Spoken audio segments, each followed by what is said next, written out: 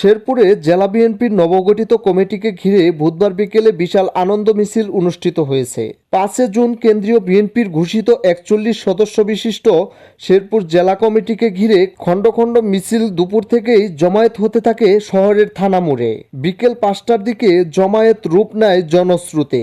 অর্ধ লক্ষাধিক নারী পুরুষ নেতাকর্মীর অংশ নেন এই কর্মসূচিতে। প্রধান অতিথি হিসেবে ছিলেন বিভাগীয় বিএনপির সহ সাংগঠনিক সম্পাদক অ্যাডভোকেট ওয়ারেস আলী মামুন। সভাপতিত্ব করেন জেলা বিএনপির আহ্বায়ক অ্যাডভোকেট সিরাজুল ইসলাম।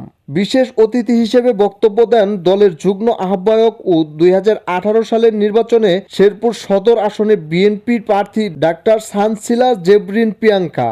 তিনি জানান, দলের মনোনয়ন যিনিই পান সবাই মিলে তার পক্ষেই কাজ করবেন।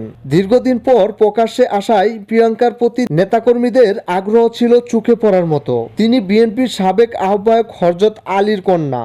এই কর্মসূচিতে পিতা ও কন্যার একসঙ্গে অংশগ্রহণ নজর কাড়ে সবার।